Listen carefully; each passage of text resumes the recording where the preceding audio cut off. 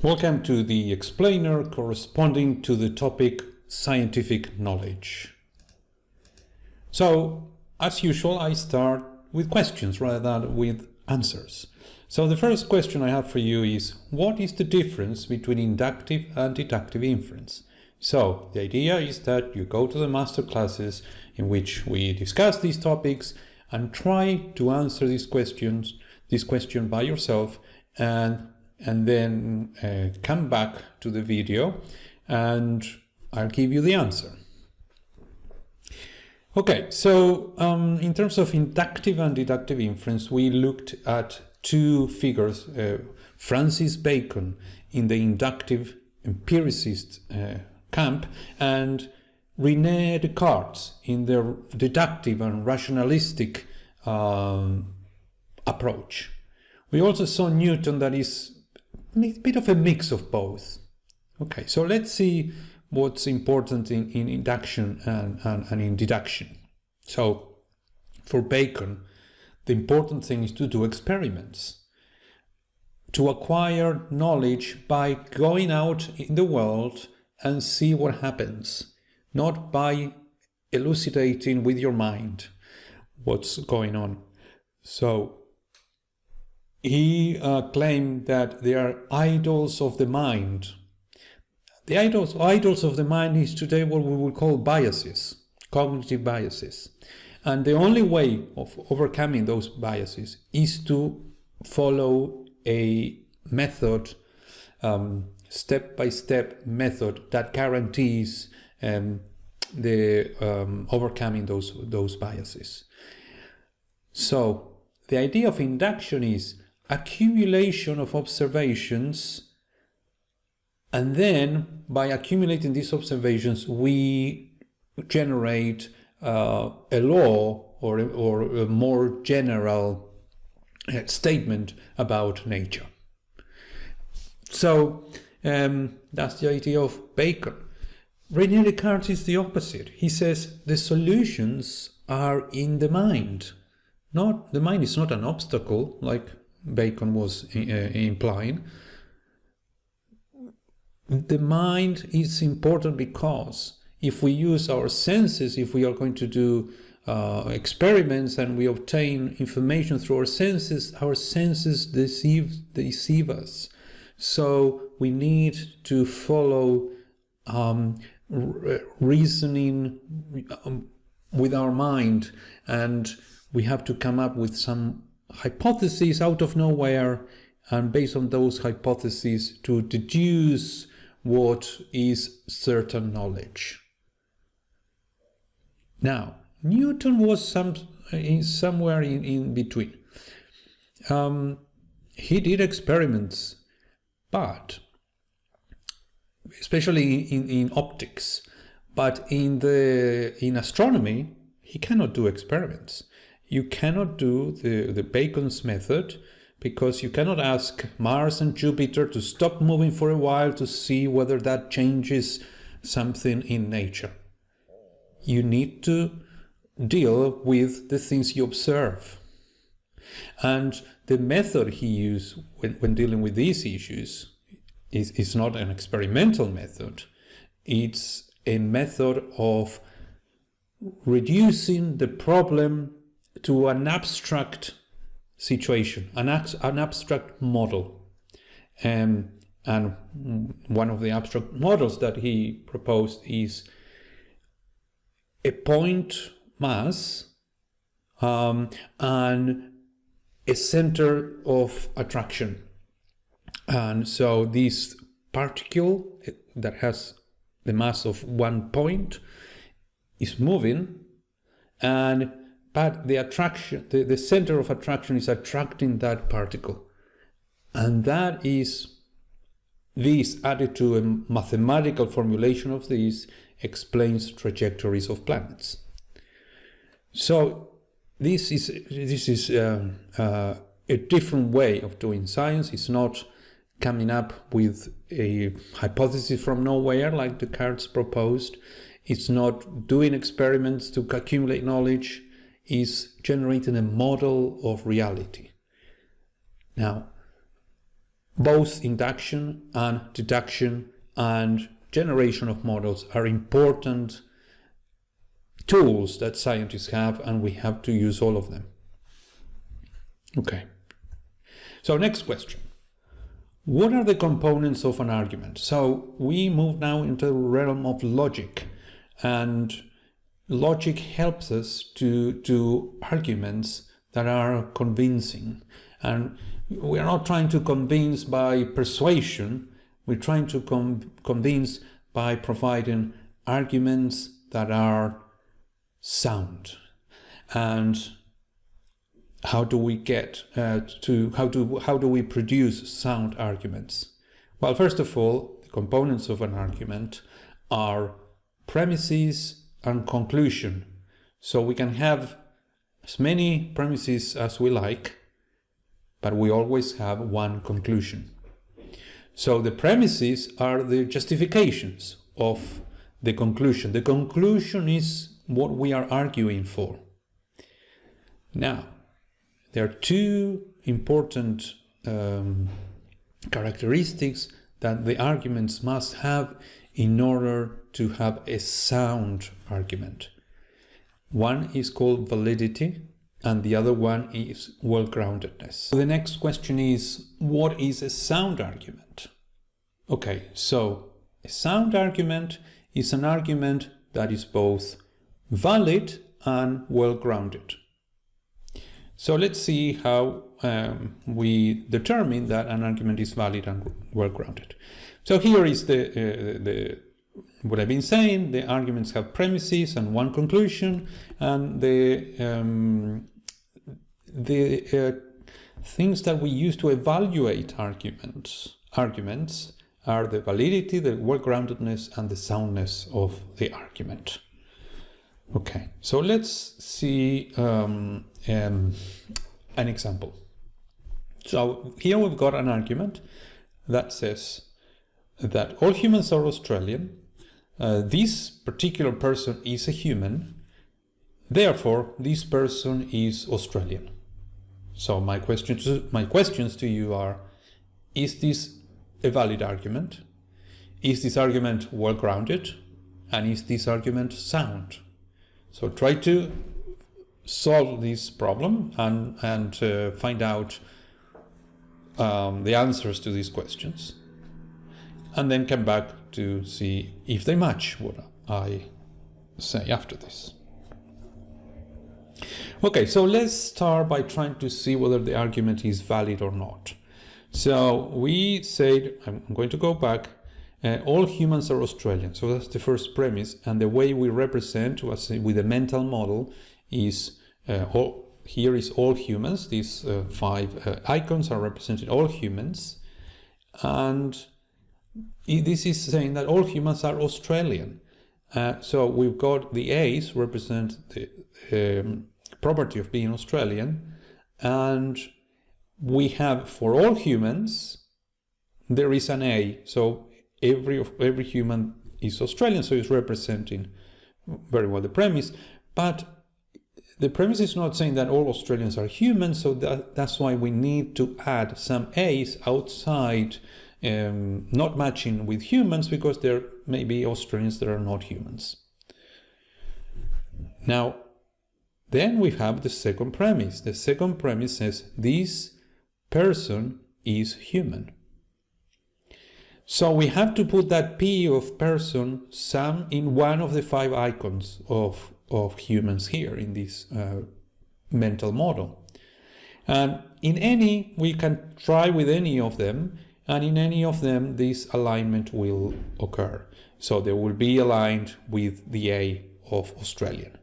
So therefore we conclude that this person is Australian. So this mental model shows that the argument is a valid argument. Now, is it well-grounded? So an argument is well-grounded if both premises are true. So the first premise is all humans are Australian. Is that premise true? No, it's not. That's not correct. So this is not a well-grounded argument. And in order to be sound, the argument has to be both valid and well-grounded. It doesn't have these two properties, therefore it's not a sound argument. Okay, so let's go to another example. All Australians are humans, so I change it now. So instead of saying all humans are Australian, I'm saying all Australians are humans. This person is a human. Therefore, this person is Australian. Okay, so is this argument valid? Is this argument well-grounded? And is this argument sound? So try to answer those questions and then come back to see the answer. So we have to represent the premises in the mental model to see whether the conclusion is a valid conclusion. So we have here that all Australians are human. So now is the opposite as before. So for all Australians, we have 3 A's there. Then we have the matching humans, but we also have 2 humans there that are not Australian, because we are not saying that all humans are Australian. We are saying all Australians are human. And then we say that this person here is a human. So now we need to put the P in different places corresponding to each of the human icons, and to see whether we can conclude that this person is Australian. And as you can see, if we put the P here, then it is Australian, but if we put the P there, then it's not Australian. And therefore, we cannot conclude with certainty that this person is Australian. So, because we cannot do that, then this is an invalid argument. Now, is it well-grounded? Well, it is well-grounded because we are saying that all Australians are humans. That's true. And we are saying that this person is human, and it is. I'm referring to a person who is a human. So that's true. So it's well-grounded because the 2 premises are true. So it is well-grounded, but unfortunately, because it's an invalid argument, then it's not a sound argument. Now, one thing that is important here is for well-groundedness, we need to determine whether the premises are true. So if the premises are true, the argument is well-grounded. But for validity, we don't have to determine that the premises are true. We assume they are true. So if they were true, the conclusion follows from the premises. So sometimes we have valid arguments like the first one that follows. It's valid because the conclusion follows from the premises, but the premises are not true, or at least one is not true. So validity has nothing to do with the true value of the premises. We have to assume that for the sake of argument, the premises are true, and see whether the conclusion follows from the arguments. Okay, let's move to conditional logic, and let's take this argument. And now the argument takes the form of a conditional. So conditionals are if, then. When it has that form, is a conditional. So if P is true, then Q is true. That means if P occurs, then Q occurs. And second premise, P is true or P occurred. Conclusion, Q is true or Q occurs. Is this argument valid? Okay, let's see. In order to do that, we create a mental model. This time is more abstract than before because the argument is completely abstract. There is nothing concrete about people or Australians, etc. So we got the three P's that and the Q. So it says if P, then Q must occur. So all the P's are matched with a Q. So whenever P is true, Q is true. Whenever P occurs, then Q will occur. So, but we are not saying that if Q then P, so it could be that Q occurs when P does not occur. So that's why we need to represent this here in this model. Now, second premise says P is true. So we need to use now the frame to put P is Q. Now, in any of the P's we put this frame, it will be matched with a Q. So it is a valid argument.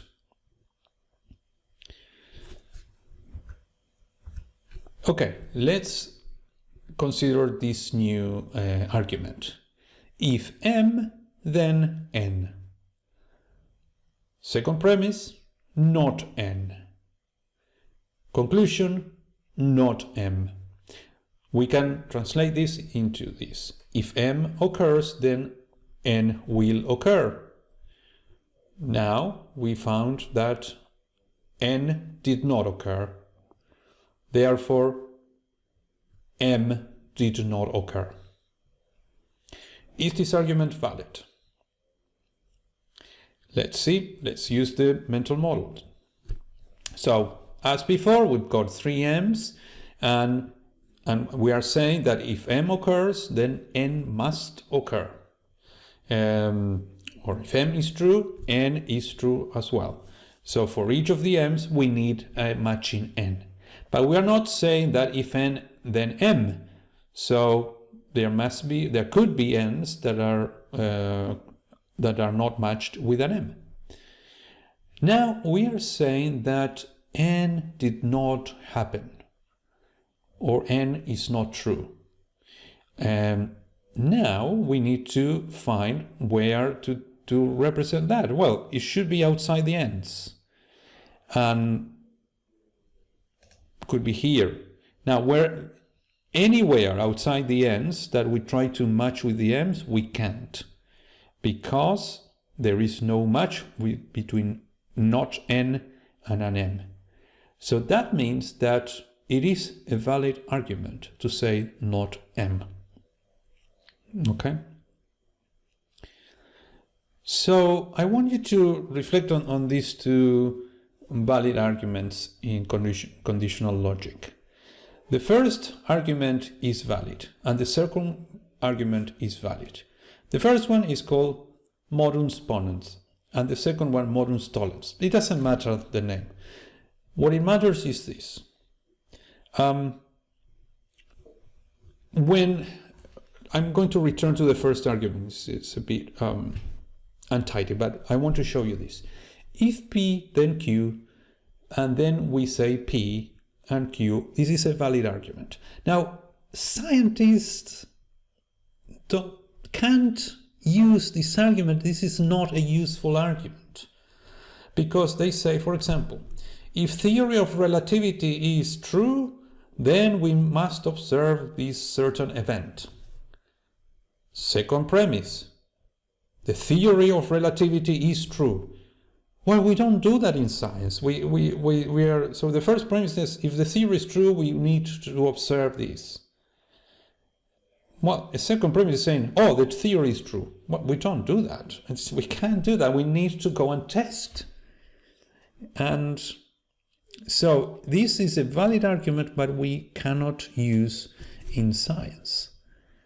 Now, the argument that we use is if P, then Q, and then we find that Q is true, but we cannot affirm that P is true then. So if the theory of relativity, then we observe this event, and then we go and observe, and guess what? We observe that that event occurred. Okay, so then we say the theory of relativity is true. Well, but it's not a good argument. It may be the case that that event occurs for for reasons that are different from the ones explained in relativity theory. So this is the problem that scientists face with deductive reasoning. The valid arguments that we have in hand are not useful for corroborating theories, for proving theories right. So that's why some scientists do the inductive inference instead of doing deductive inference. Now, I'm going to return to the modus tollens argument. So the negation of the consequent. So we can call M the antecedent and N the consequent in this argument, and we are negating the consequent. Now, this is a valid argument, and this is the argument that one of the philosophers proposed to use in order to conduct science. I'm not going to anticipate who, because this is a question that will come later. Because of the problems with using deductive logic to come up with certain knowledge, with valid arguments, then people use the inductive methods. So, but what are the factors we need to consider when we use inductive inference? Try to go to the masterclass and answer the question and then come back. Well, we cannot achieve certain knowledge because only with deductive reasoning we can produce a valid argument. With inductive inference, we cannot produce valid arguments. But what we can do is to collect as much information as possible to give more credence, more credibility to our statements about nature. So factors to take into account. Well, if I observe one instance and I observe some quality, and then I observe a second instance and observe the quality, the typical example in philosophy of science books is I observe one swan and it is white. I observe the second one, it is white. And I observe a lot of them and they are all white. Then I infer that all the swans are white. A softer version is that instead of saying that all swans are white, I predict that the next one I will observe will be white. Okay, so what do we need to take into account for doing those inferences? First of all, the size of the sample. If I observe 1 or 2 or 3, that's not enough to make a generalization.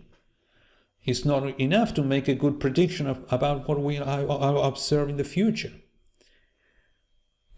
So the second factor is that the sample has to be representative. So the samples of these philosophers of science or scientists or biologists were using to make this generalization was not representative. It was representative of Europe, but not representative of the world. So when then they came to Australia, then they found black swans, and obviously that generalization was wrong. And that shows the problems of induction. Now, but in order to solve those problems, you need to use representative samples and large samples. So these are the main issues. Now, the type of inductive inference we use in psychology nowadays is not of this type. The type is the statistical generalization. So we don't tend to observe that all the instances of something have the same quality. We observe percentages. So we may observe that of 1,000 people that are surveyed, 70% do not have depression, and 20% have a mild depression, and 10% have more severe forms of depression. I'm making up the numbers. This is not a fact.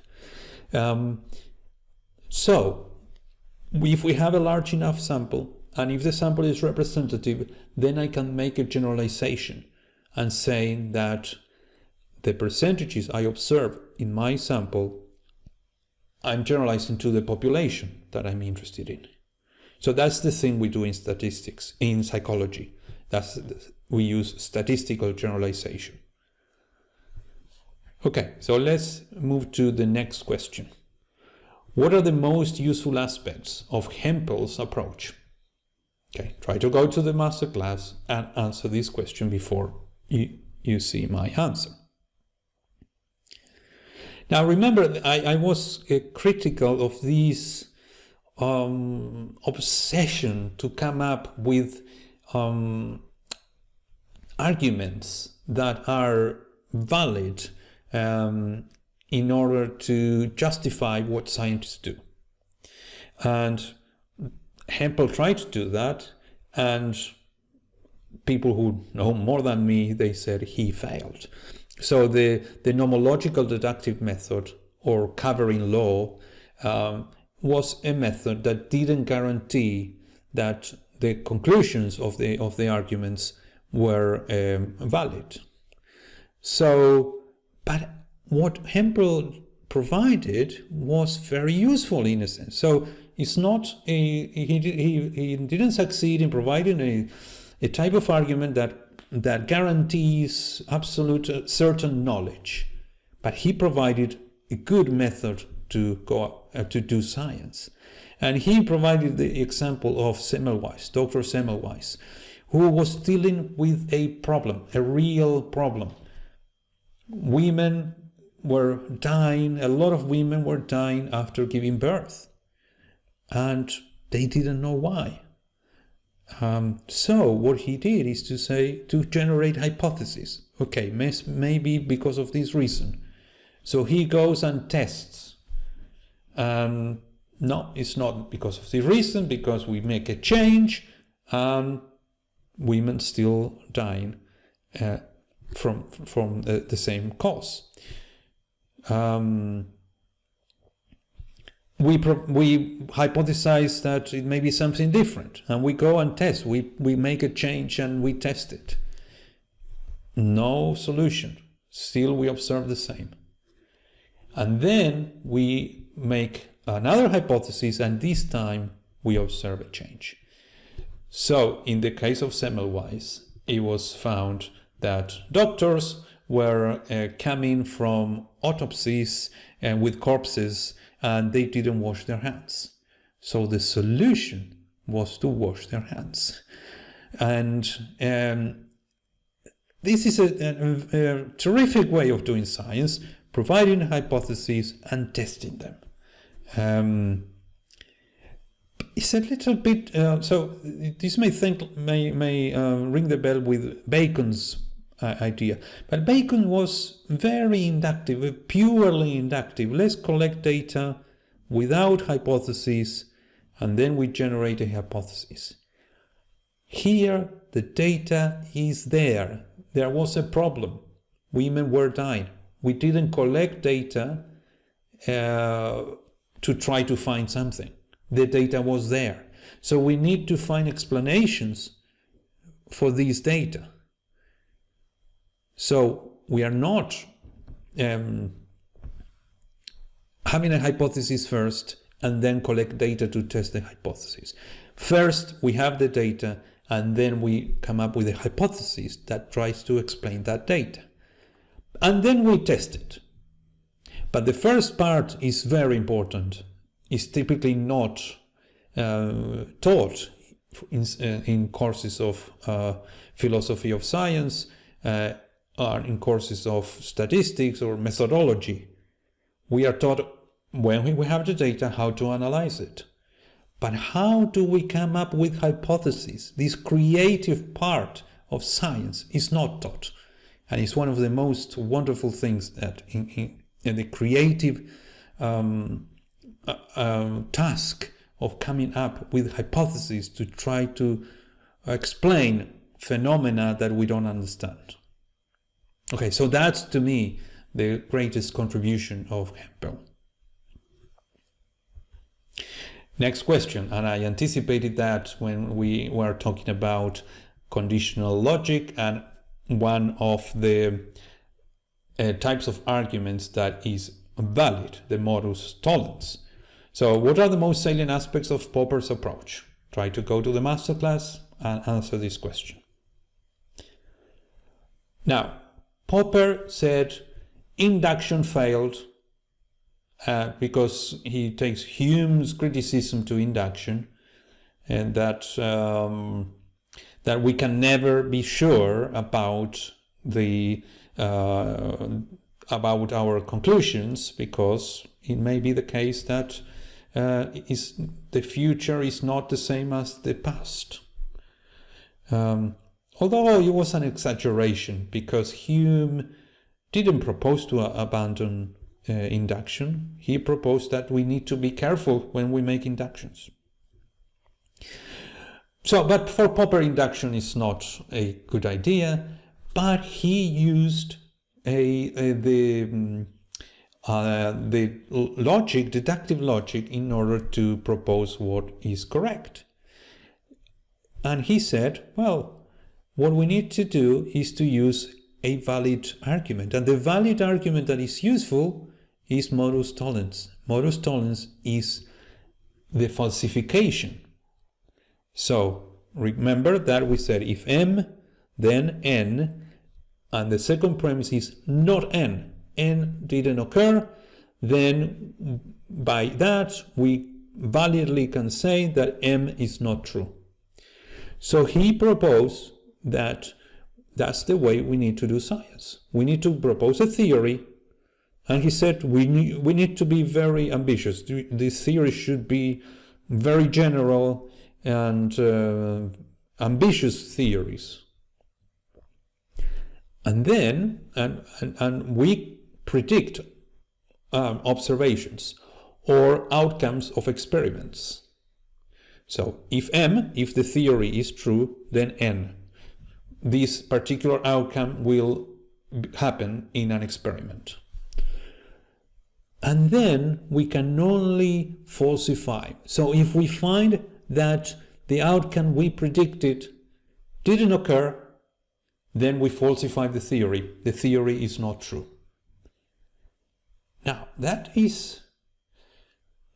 it's valid, it's correct, and there's nothing wrong with that reasoning and with Popper proposing this approach. But think about this. A theory that passes 100 tests. So we make a prediction, the experiment supports the prediction, but because we cannot, it is if we use the affirmation of the consequent, we cannot reach a valid argument. We cannot say that the theory is true, even though we had hundreds of experiments that supported the theory. Now, one experiment that contradicts the theory, and the theory must determine to be false. Now, I think that's too harsh, and scientists didn't like that, so that's why Popper's project failed. But Popper's contribution was immense. One of the most important contributions was to determine what is science and pseudoscience. And the falsification argument is a good one for that. Because what we can use is not, we perhaps don't use this argument to evaluate our theories, but we can use that to determine whether a theory is scientific or not. So a theory must be falsifiable. So it should be possible to have an experiment or an observation that would, if we observe that, then the theory would be false. because there are theories that explain everything. If happens A, the theory predicts A very well. It happens not A, so the opposite of A, the theory predicts that as well. Popper said these type of theories are not scientific, and his targets were psychoanalysis and Marxism. So he said these are scientific theories, or supposedly scientific theories, but if we use falsification as a demarcation between science and pseudoscience, these theories cannot be falsified because they explain everything. That was the most important contribution of Popper, and obviously other things about liberty, but not related to the methodological approaches. Okay, so next question is, what is inference to the best explanation? And try to answer the question, then come back. So inference to the best explanation sometimes is called abduction. I have to say that inference to the best explanation is one type of abduction. An abduction is a very interesting idea that it goes beyond the two main ways of inference, deductive inference and inductive inference. Now we have a third way, which is abductive inference. And I've already mentioned parts of it. So basically the idea is that we've got a phenomenon and we don't know what is the cause of this phenomenon. So what abduction does is, instead of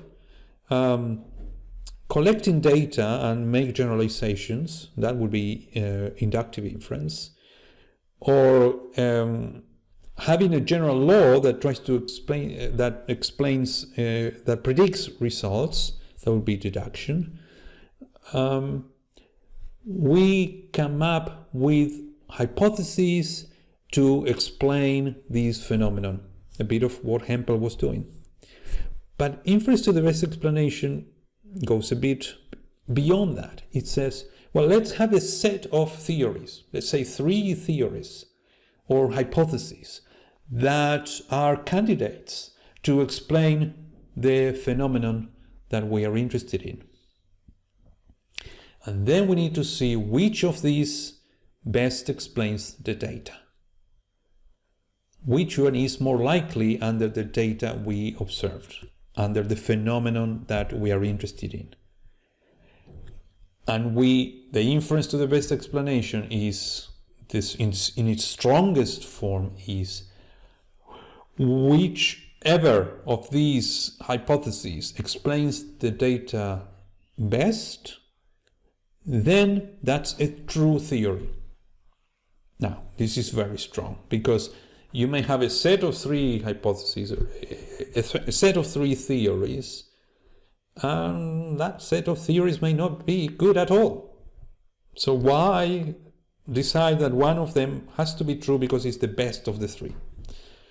So that's too strong argument, but we can have a bit weaker inference to the best explanation. And we say that the best of this set of theories approximates true. So that's a bit weaker, but still we can say, well, perhaps not, because the 3 theories may be bad theories anyway. So we can use that inference to the best explanation within the Bayesian approach to epistemology and science. So I'm going to talk about this soon. But before that, I want you to go to the masterclass and try to answer this question on your own. What are the essential features of the Bayesian approach to science? And remember that I mentioned Bayesian epistemology, but on purpose I didn't give justice to the broad. Well, I didn't do any justice to any of the approaches I explained, but the Bayesian was specifically I avoided the true Bayesian epistemological approaches. So I use the Bayesian approach as a general approach, because Bayesian approaches are used in statistics, in philosophy of science, and specifically epistemology, which is how do we know things, and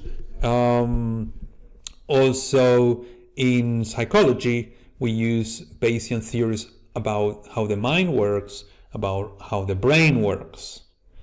So I'm taking the Bayesian philosophy more than the specific Bayesian epistemology, because the Bayesian epistemology becomes quite technical and dry, and that's not what I want to rescue from the knowledge that we obtain from the Bayesian approach.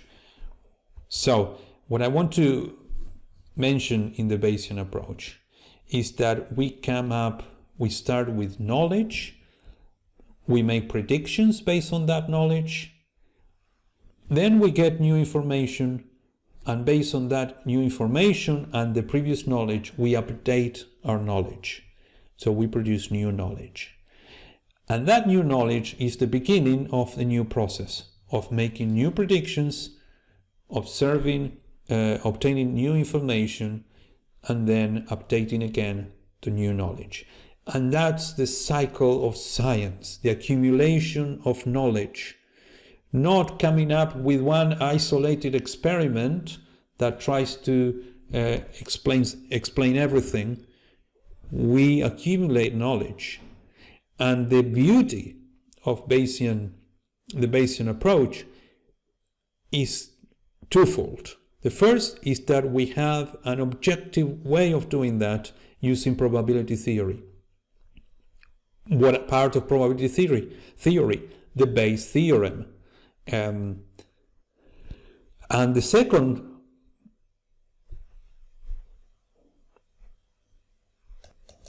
reason is that we can use the Bayesian approach to do inductive inference, and we can use it to do a more deductive, which it would be more like inference to the best explanation. So we can use the Bayesian approach for both types of research. Now, here I show you these elements that we see here. We are going to see them in the Bayes theorem in a formula, but seeing the formula is not the most helpful way of understanding the essential aspects of the Bayesian approach. The best way of seeing that is as a sequential process. So first we have the prior knowledge, which is the probability of the hypothesis. So we determine how likely is a hypothesis. Then based on that, we make predictions about the data we'll observe.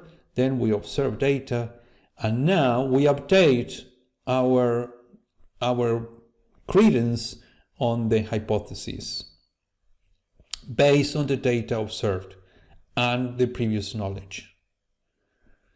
Now this new updated credence that we have about hypotheses becomes now the new previous knowledge.